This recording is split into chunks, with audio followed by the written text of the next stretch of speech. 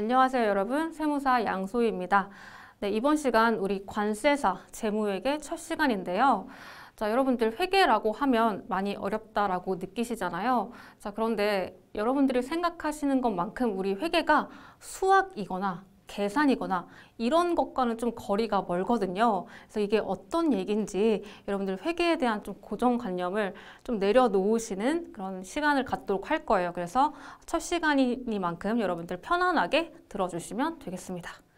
자, 그러면 일단 우리 회계란 뭘까? 우리가 이제 앞으로 회계를 배우게 될 건데 회계가 뭔지는 알아야 되잖아요. 그래서 회계라는 게 도대체 뭐고 왜 우리가 이런 회계를 배워야 되는지부터 보도록 할게요.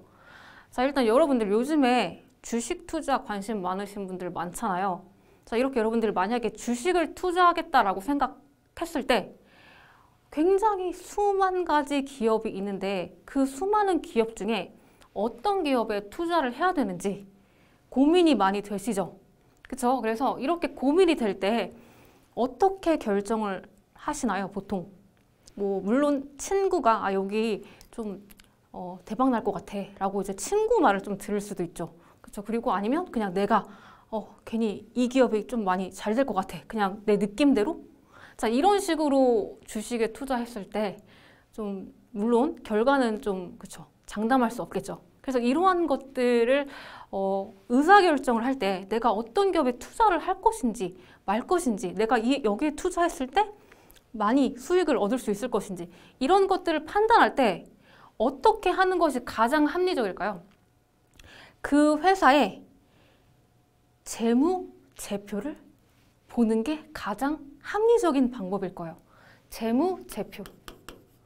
재무제표가 뭘까? 재무제표는요, 되게 어려운 말로 이렇게 되어 있는데 그냥 한마디로 기업의 성적표다라고 생각하시면 돼요. 그래서 성적표라고 하면 좀 없어 보이니까 재무제표라는 이러한 용어를 쓰는 것뿐이다. 그래서 여러분들 이 회계 어려워하시는 이유 중에 또 하나가 이런 용어들이 너무 낯설다라고 하시잖아요. 근데 이거는 여러분들 그냥 반복할수록 그냥 익숙해지기 때문에 지금부터 너무 이러한 단어 자체에 너무 스트레스 받으실 필요 없어요. 자, 어쨌든 성적표를 재무제표라고 하는구나. 자, 그러면 성적표라고 했을 때 기업의 성적표라고 하면 어떤 내용들이 이 성적표에 담길까요? 먼저 가장 중요한 게 이 회사가 예를 들어서 삼성전자다? 삼성전자라는 회사가 수익이 10조가 났다더라. 수익이 얼마가 났다더라. 이게 굉장히 중요한 정보가 되겠죠. 이게 정말 이 기업의 성적표다라고 할 수가 있는 거잖아요. 그런데 수익이 아무리 많이 났어도 그 수익을 벌어들이기 위한 비용, 여러 가지 임차료라든지 기업에 대한 그 종업원에 대한 그 월급 준 거 등등등 비용이 얼마냐에 따라서 또 그 기업의 성적이 또 달라질 수가 있잖아요. 수익은 아무리 많아도 비용이 그거보다 더 많이 들었어? 그러면 손실이 나겠죠. 마이너스가 나겠죠. 또는 반대로 비용은 수익보다 더 적어요. 그래서 7조가 비용으로 들었습니다. 그러면 이건 손실이 아니고 3억 이익이 난 것이네. 그래서 결과적으로 우리 회사가요 이만큼 벌어가지고 이걸 벌기 위해 이만큼을 썼습니다. 그래서 결과적으로 우리가 남는 것은요 요만큼이에요 라는 것을 우리는 기업이 1년 동안 이렇게 많이 열심히 영업활동을 했구나 라는 것을 한눈에 볼 수가 있는 것이죠. 그래서 이렇게 한눈에 그 기업이 얼마나 경영 성과가 났는지 보는 것을 우리 성적표, 즉 재무제표라고 하는 거예요. 그래서 우리가 주식 투자할 때 딱 이것만 보고서도 이 기업이 지금 이만큼 벌었네. 그래서 앞으로는 또 어떻게 될 것 같다라고 예측도 할 수 있고, 그렇죠? 그리고 그 전년도, 지금이 만약에 X1년이면은 그 전년도에도 똑같이 이렇게 재무제표가 있겠죠? 그러면 전년도에 수익이 얼마였는데 이번엔 더 올랐구나. 그래서 점점 올라가는 추세구나. 라는 것을 보면서 우리는 이 기업에 투자해야겠다라는 뭘 할 수 있다? 의사결정을 할 수 있다. 이해되시죠? 그렇죠? 그래서 회계라는 게 수학도 아니고요. 계산도 아니고 뭐 어려운 것도 아니고요. 그냥 단순히 우리 같은 투자자 또는 이 회사에 돈을 빌려줄까 말까 하는 채권자 등등 여러 가지 회사와 관계된 이해관계자들이 있잖아요. 이러한 사람들에게 유용한 정보를 제공하는 것이 바로 회계입니다. 회계. 다시 정리하면 기업은요, 여러 가지 이해관계자들이 있어요. 저희 같은 투자자 아니면 돈을 빌려줄까 말까 고민하고 있는 채권자, 은행 얘기가 나오고 그 다음에 뭐 거래처가 있을 수가 있고 또는 종업원 등등등 여러 가지 기업과 관련된 이해관계자들이 이 회사에 돈을 빌려줄까 말까, 투자할까 말까, 외상값을 줘도 될까 말까 이러한 의사결정을 하는데 유용한 정보를 제공하기 위한 모든 과정을 우리는 뭐라고 한다? 회계라고 한다. 어렵지 않죠? 자, 어렵지 않아요? 그래서 이러한 유용한 정보는 어떤 것을 통해서 정보를 전달할 수 있냐면 기업의 성적표, 즉 재무제표를 통해서 유용한 정보를 제공하는 것이다. 그렇기 때문에 우리는 이 재무제표라는 것을 만들어야 되는 그런 목표가 있죠. 왜냐하면 이걸 통해서 우리는 유용한 정보를 제공하는 것이기 때문에. 그래서 이 재무제표라는 것을 만들어야 되는데, 즉 결과적으로 우리 성적표를 작성해야 되는데 이 성적표를 작성할 때는 그냥 우리 마음대로 우리는요 뭐 얼마 벌었고요, 뭐 얼마 썼고요, 그냥 우리의 방식대로 하면은 수십만 개, 수백만 개의 기업들이 다 자기만의 방식대로 성적표를 작성했을 때 그럼 굉장히 혼란스럽겠죠. 이해관계자들은 굉장히 수많은 이해관계자가 있을 텐데 각 기업마다 자기 나름대로의 방식으로 자기 나름대로의 기준대로 하게 되면 너무나 이 정보를 판단하는데 혼란스럽고 어렵다. 왜냐하면 우리는 유용한 정보를 제공해야 되기 때문에 좀 규칙적인 일정한 룰이 있어야 어떤 기업을 보더라도 서로 비교를 할 수 있고 어떤 연도를 보더라도 서로 비교를 할 수가 있고 그래서 더욱더 유용한 정보를 제공할 수 있다는 것이죠. 그래서 수많은 이해관계자들이 있기 때문에 일정한 룰이 필요하다. 그래서 이러한 재무제표를 작성할 때는 일정한 원칙, 룰이 필요한데 이제 우리가 앞으로 배울 것이 그러한 회계 처리는 어떻게 해야 되는 것이고 분계라는 것은 어떻게 해야 되는 것이고 뭐 결산의 수정 분계는 어떻게 해야 되는 것이고 재무제표는 어떤 방식으로 표시를 해야 되는 것이고 이러한 룰을 배워나가는 그런 절차라고 보시면 돼요. 그래서 우리 회계는 결과적으로 유용한 정보를 제공하는 것인데 이런 유용한 정보는 일정한 룰이 필요하다. 이걸 바로 재무제표라고 하는 것이고 이걸 앞으로 우리가 만드는 방법 그리고 만드는 단계를 배워나갈 것이다 라고 보시면 되겠습니다. 자, 그러면 우리 교재를 한번 볼게요. 자, 교재 보시면 일단 회계, 기초라는 얘기가 나오죠? 그래서 회계가 뭐냐? 별거 아니다. 자, 별거 아니에요. 자, 누구에게? 정보 이용자에게. 정보 이용자라 하면 투자자도 있고 돈을 빌려주는 채권자도 있고 여러 가지가 있겠죠? 이러한 정보 이용자가 얘네한테 돈 빌려줄까 말까? 투자할까 말까? 라고 하는 합리적인 의사결정을 할 수 있게끔 유용한 경제적인 정보를 전달하는 모든 과정을 회계라고 한다. 어렵지 않죠? 자, 그래서 우리 회계는요, 이러한 정보를 식별하고, 식별이라는 거는 어떤 딱 거래가 일어났을 때, 거래가 일어났다 라는 인식을 얘기하는 거예요. 예를 들어서 우리 회사가요, 매출이 일어났어요. 상품을 팔았어요. 매출이 일어난 거죠? 돈 벌었네? 라는 것을 식별하고, 이건 매출이야. 라는 것을 식별하고, 그럼 얼마야? 매출 얼마 일어났어? 100만 원 일어났어. 라는 이런 숫자적인 것을 나타내는 것을 측정이라고 하겠죠. 그래서 매출이라는 게 일어났고 그게 100만 원 일어났어. 이거를 전달한다라는 것은 우리는 분계라는 절차를 통해서 장부에 기록할 거야. 이렇게 해서 우리 결과적으로 재무제표로 전달할 거야. 그래서 식별하고 측정하고 전달하는 모든 과정을 회계라고 하고 이러한 회계는 결과적으로 정보 이용자들이 의사결정을 합리적으로 할 수 있게끔 도와주는 모든 절차를 얘기하는 것이다. 자, 그렇다면 정보 이용자라고 하면 어떤 사람들이 있을까? 우리 잘 알고 계시죠? 우리 같이 얘네한테 투자할까 말까? 또는 이미 투자를 했어요? 그러면 배당금을 얼마 받을 수 있을까?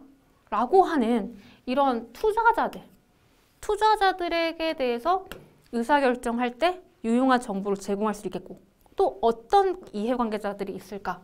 채권자, 돈을 빌려준 사람. 이 사람 이거 대출 연기해줘도 될까? 돈 못 갚는 거 아니야? 라는 이런 걱정이 되겠죠. 그럴 때 뭘 보면 된다? 재무제표를 보면 된다. 그래서 신용 제공에 대한 의사결정할 때 재무제표, 즉 회계가 필요하다라는 것이고, 그 이외에 회사 내부의 경영자도 내가 사장이에요? 사장이면은 더욱더 우리 회사의 재무제표를 보고 우리 회사가 지금 잘 가고 있는지, 지금 이익이 많이 나고 있는지 이런 것들을 당연히 봐야 되겠죠. 그래서 경영자들에게도 의사결정을 할 수 있도록 정보를 제공하는 것이고, 그 다음에 기타 이용자라고 하면 우리 종업원도 있을 수 있고요. 종업원 여러분들이 만약에 삼성전자의 직원이다 라고 했을 때 난 맨날 뼈 빠지게 일하는데 상여금도 안 나오고 지금 이러고 있어요. 그러면 종업원이 딱 우리 회사의 손익계산서, 즉 재무제표를 딱 성적표를 봐요. 이번 연도는 작년보다 지금 매출이 훨씬 더 올라가지고 이익이 지금 한 3배가 됐는데 그럼 우리도 열심히 일했으니까 상여금 줘야 되는 거 아니야? 라는 이러한 생각, 이러한 유용한 정보가 필요하겠죠. 종업원들도. 또는 나 지금 퇴직할 건데 이 회사한테 퇴직금 받을 수 있을까? 퇴직금 떼이는 거 아니야? 이런 것들도 궁금할 때 우리 성적표, 즉 재무제표를 보고 의사결정을 할 수 있다는 것이죠. 그래서 종업원도 회계의 정보가 필요한 것이고, 그 다음에 우리 정부, 우리 나라죠? 국가. 우리 국가도요, 기업에 이 회계 정보를 필요로 합니다. 왜 필요할까요? 당연히 뭘 걷어야 되니까? 세금을 걷어야 되니까. 그래서 이 회사가 얼마 벌었는지를 알아야 너 얼마 벌었구나. 그러면 거기에 세율 몇 % 적용해서 얼마 세금으로 내. 라는 것을 정부는 이러한 회계를 통해서 볼 수 있다. 정보를 필요로 한다라는 것이죠. 그래서 굉장히 많은 이해관계자들이 있다. 이게 결론이고요. 이렇게 많은 이해관계자들이 있기 때문에 일정한 기준이 필요하다. 성적표도 나름대로 다 자기만의 기준이 있겠지만 이러한 많은 의사결정자들이 있기 때문에 일정한 룰이 필요하다라는 것이죠. 자, 그 다음에 이어서 보면 우리 회계는요, 이렇게 수많은 이해관계자들이 있다라고 말씀드렸는데 이 이해관계자들이 누구냐에 따라서 두 가지로 나눌 수가 있다. 회계는 몇 가지? 두 가지. 먼저 첫 번째 재무회계, 두 번째 관리회계입니다. 그래서 이 둘을 구분하는 기준은 그 이해관계자들이 회사 내부에 있는 이해관계자들이냐 또는 회사 외부에 있는 이해관계자들이냐에 따라서 다르다라는 거예요. 자, 만약에 우리 회사 내부에 있는 이해관계자들 누구겠어요? 대표자, 즉 경영자. 얘는 회사 내부의 이해관계자죠. 그래서 회사 내부의 대표자한테 유용한 정보를 제공하고 싶다? 그러면 그건 관리회계라고 해요. 그리고 회사 외부에 있는 대다수겠죠? 채권자, 투자자, 기타의 종업원, 정부, 즉 회사 외부에 있는 수많은 이해관계자들에게 정보를 제공하기 위한 회계는 재무회계다. 그래서 구분하시죠? 자, 일단 먼저 재무회계와 관리회계를 구분하는 기준은 재무회계는 회사의 외부 이해관계자들에게 정보를 제공하는 것이 재무회계라면 관리회계란 회사 내부에 있는 내부 경영자를 위한 정보를 제공하는 것이 관리회계다. 일단 구분하셨죠? 자, 그러면 우리가 일반적으로 재무회계다라고 얘기하는 것, 일반적으로 회계다라고 얘기하는 것은 둘 중에 어느 것을 얘기하는 걸까요?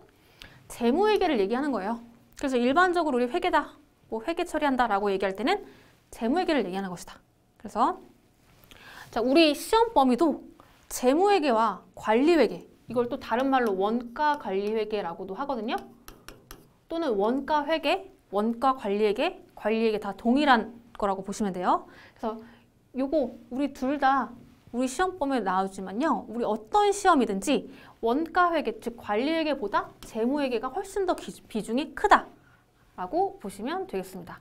그래서 일단 이렇게 구분을 하고 그렇다면 우리 유용한 정보를 제공할 때 재무제표라는 기업의 성적표를 통해서 제공을 한다라고 말씀드렸잖아요. 이러한 재무제표는 이해관계자들이 많기 때문에 일정한 기준이 필요한데 그 기준으로 작성을 하는 것이 바로 재무제표다라고 말씀드렸죠. 그렇기 때문에 이 재무제표는 재무회계에서 필요한 것이지 관리회계는요. 재무제표라는 게 따로 필요가 없다라는 거예요. 왜? 내부, 즉 경영자를 위한 보고이기 때문에 일정한 룰이 필요 없어요. 그 룰이라 하면 그냥 이 경영자가 원하는 게 바로 룰이에요. 그래서 경영자가 나 이번에 이 부분에 대한 것을 좀 보고받고 싶어. 이 부분이 좀 궁금해 라고 하면 이런 형식으로, 즉 이 사람이 원하는 형식으로만 주면 되는 것이지 일반적으로 모든 사람이 딱 기준으로 하는 그런 규칙을 지킬 필요는 없다라는 거죠. 그래서 이렇게 재무제표의 형태로 제공되는 것은 재무회계다. 왜? 워낙 이해관계자들이 많기 때문에 일정한 기준이 필요하다. 그 바로 재무제표다라는 것이다. 그래서 재무제표와 재무회계와 관리회계는 이러한 차이점이 있구나 정도 보시면 되겠고, 자, 그 다음에 재무정보 및 회계의 원칙. 자, 먼저 우리 재무정보, 그 다음에 재무보고라는 얘기가 나오죠? 자, 이거는 여러분들 뭐 달달 외우실 거 아니에요. 달달 외우실 거 아니고 그냥 편하게 듣는 거예요. 자, 이거는 그냥 우리 기본 기본 배경 지식이다. 그 정도 보시면 돼요. 자, 재무보고는 그냥 말 그대로 보고하는 거잖아요. 보고. 그래서 기업 실체 경제적 자원, 그리고 청구권. 자, 이렇게 말이 어렵게 되어 있는데 그냥 경제적 자원이라고 하면 자산을 얘기하는 거예요. 그 회사가 현금 얼마 가지고 있나, 건물 얼마 가지고 있나, 또는 재고자산 얼마 가지고 있나. 이걸 경제적 자원이라고 하죠. 그 다음에 청구권? 청구권 뭐예요? 얘한테 돈 빌려준 사람이 너 돈 갚아 라고 할 수 있는 게 청구권이죠. 즉 부채 또는 이 회사에 투자한 사람이 야, 너 나한테 배당 얼마 줘 라고 하는 것도 청구권이라고 할 수 있죠. 즉 자본.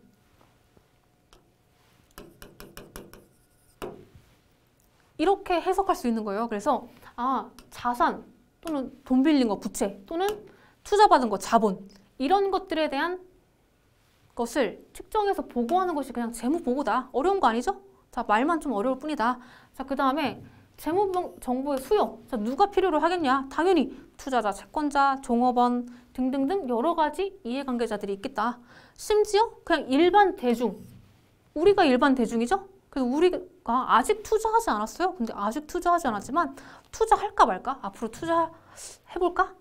라는 사람들, 즉 잠재적인 투자자, 일반 대중들이 다 회계 정보를, 즉 재무 정보를 요구한다. 수요자다 라고 보시면 되겠죠. 그러면 공급자는 누구냐? 당연히 기업이다. 그래서 기업이 열심히 회계 처리하고 그거에 대해서 재무제표를 만들고 이거에 대해서 공시, 발표하게 되면 재무정보를 공급하는 것이다. 기업이. 그래서 어려운 내용 아니고 외울 내용 아닙니다. 자, 그래서 이 정도 받고, 자, 기업회계 기준이라는 얘기가 나오죠. 자, 이제는 여러분들 조금 감이 잡히실 거예요. 우리는 재무제표라는 성적표를 만드는 게 우리 회계의 목표예요. 자, 그럼 이 재무제표를 만들 때 당연히 일정한 기준이 필요하다. 그 기준이라고 하면 기업 회계 기준, 갭이라고도 합니다. 일반적으로 인정된 회계 원칙.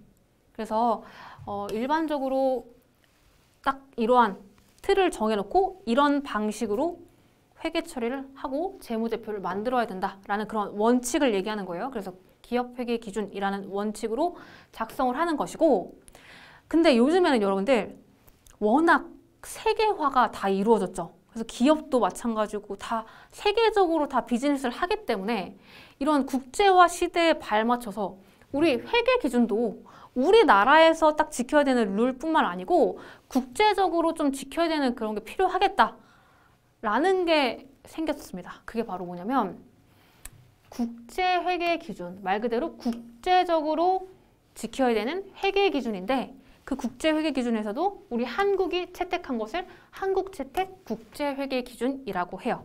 그래서 이제는 글로벌화기 때문에 그냥 일반적인 기업회계 기준을 넘어서 국제회계 기준이 필요하다. 그래서 한국채택 국제회계 기준을 적용을 하고 있습니다. 그래서 우리 관세사 시험도 요 한국채택 국제회계 기준으로서 문제가 출제가 되고 있다라고 보시면 되겠고, 자, 일단 우리 회계 원칙의 특징 보시면 우리 회계는 일반적으로, 즉 아까 전에 말씀드렸던 그냥 일반 기업 회계 기준,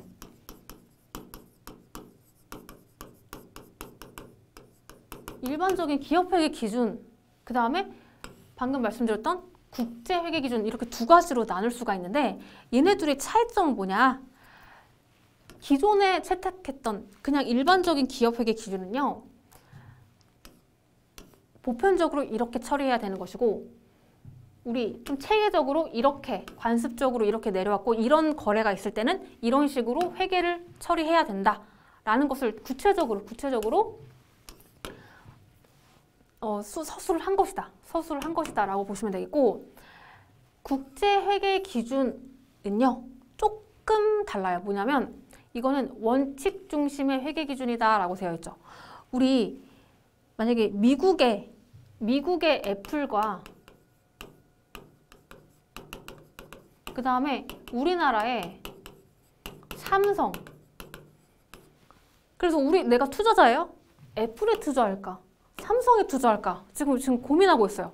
그러면 이 애플사의 회계 재무제표를 딱 봤을 때와 삼성의 재무제표를 봤을 때 얘네들을 딱 보고서 비교를 할 수가 있어야 되겠죠. 그래서 비교를 해야 되는데 그전에는 미국에서 하는 그런 회계 기준과 우리나라에서 채택하고 있는 회계 기준이 좀 다르다 보니까 비교하기가 굉장히 어려웠겠다. 그쵸? 어려웠습니다. 그래서 비교를 할 수가 좀 없었는데 국제회계 기준이 생기면서 이러한 회계 거래가 나왔을 때 이렇게 대원칙으로 원칙 중심으로 이렇게 하는 게 원칙입니다 라는 그 큰 틀을 잡아주는 게 바로 국제회계 기준이겠다. 그래서 큰 원칙 중심의 회계 기준이다. 여기서 주의할 점은 원칙 중심이라는 것이지 구체적으로 이렇게 해라라는 룰은 아니다. 룰은 아니다. 반드시 예를 들어서 반드시 재고자산의 평가는 이런 방법을 써야 해 라는 것은 일종의 룰이잖아요. 근데 이건 룰은 아니다. 왜냐하면 미국과 한국은 여러 가지 상황이 다 다르고 관습도 다르잖아요. 그렇기 때문에 이렇게 국제회계 기준에서는 이렇게 룰을 정할 수가 없어요. 그렇기 때문에 그냥 큰 틀만 잡아주는 원칙 중심의 회계 기준이다 라고 보시면 되겠습니다. 그래서 회계 기준의 복잡성을 줄이기 위해서 예외 규정을 좀 예외는 최대한 없는 게 심플하고 좋겠죠? 그래야 더 비교할 수도 있고 해서 예외 규정을 좀 지양하고 있고요. 그 다음에 회계 기준 내에서 목적과 핵심 원칙, 즉 원칙 중심이지 구체적으로 이럴 땐 이렇게 해라, 이래라 저래라 하는 그런 규정은 아니다 라고 보시면 되겠고, 그 다음에 회계 기준서상 일관성이 당연히 있어야지 신뢰할 수 있겠죠.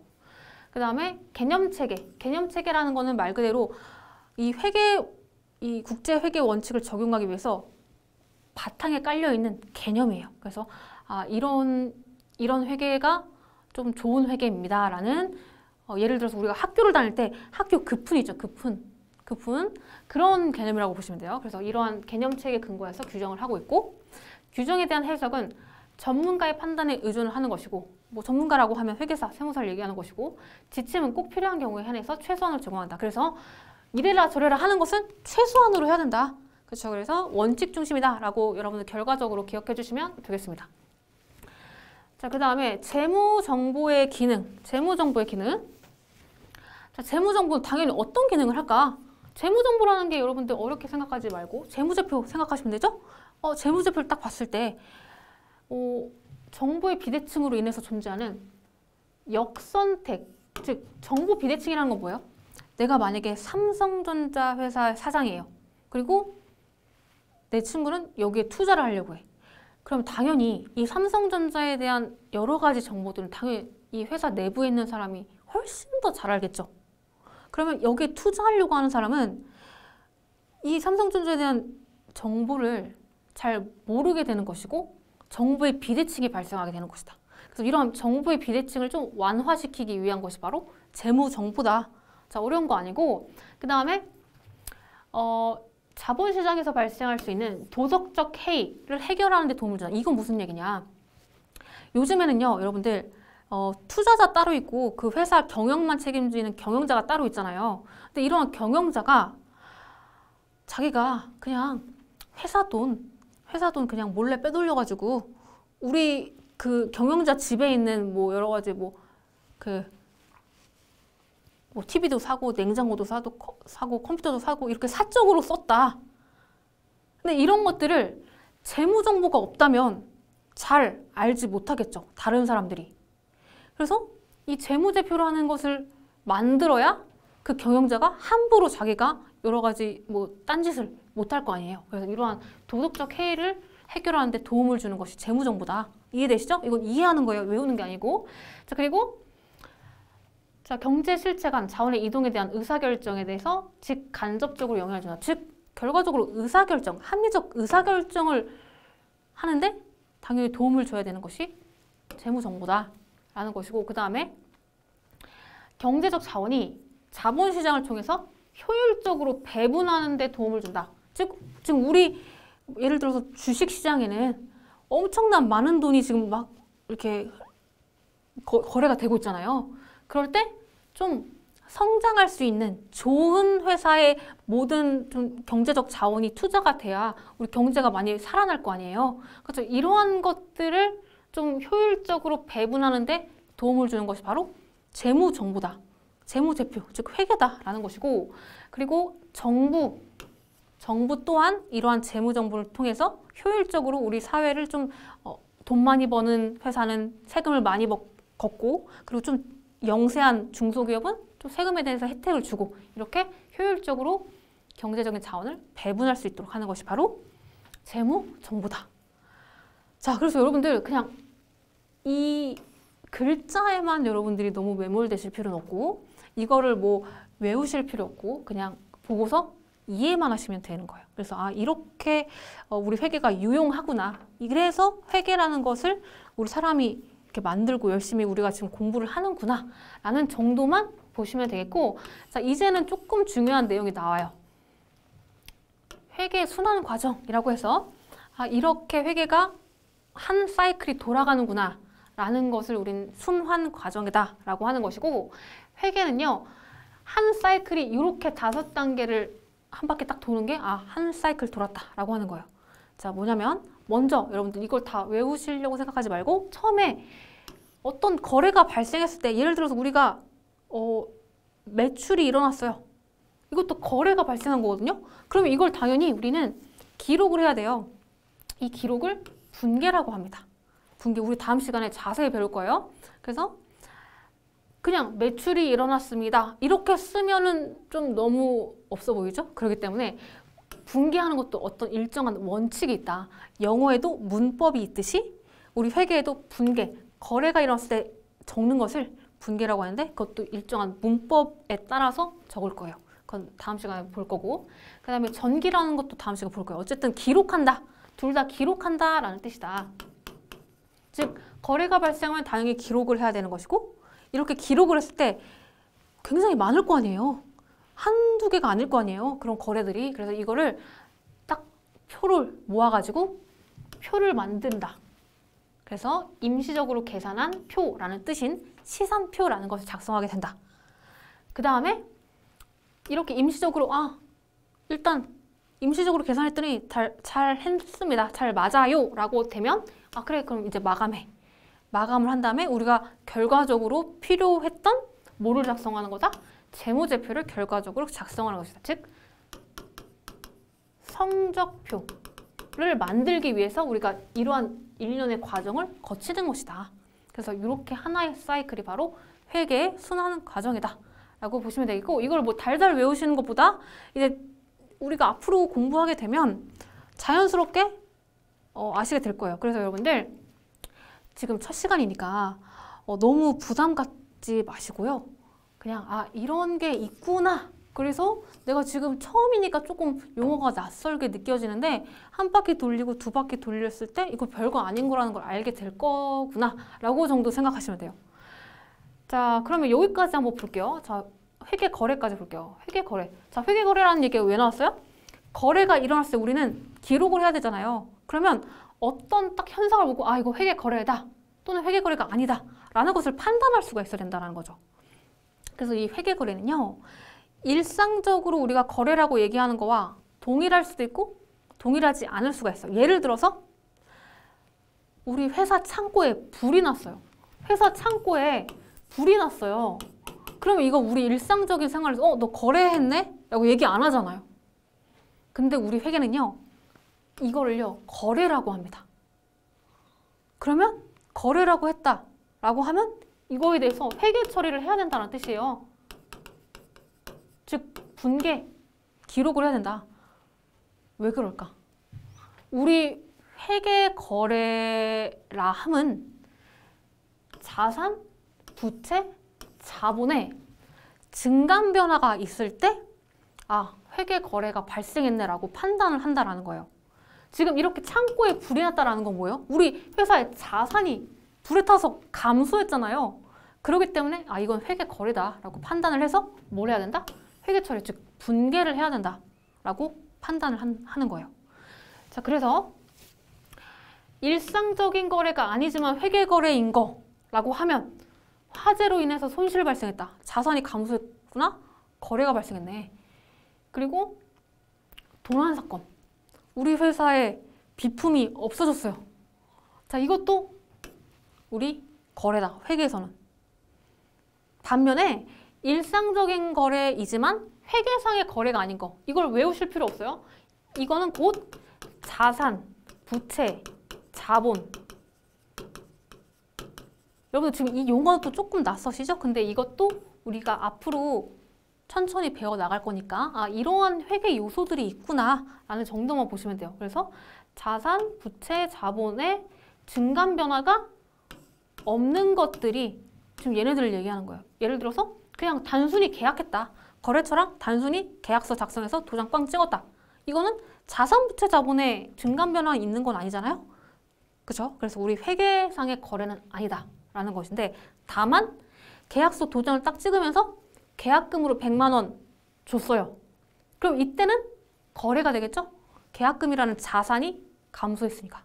그렇죠? 그래서 어쨌든 결과적으로 회계 거래라 함은 자산, 부채, 자본의 증강 거래가 있을 때 회계 거래다 라고 판단을 하고, 그때 우리는 분계라는 기록을 하게 된다.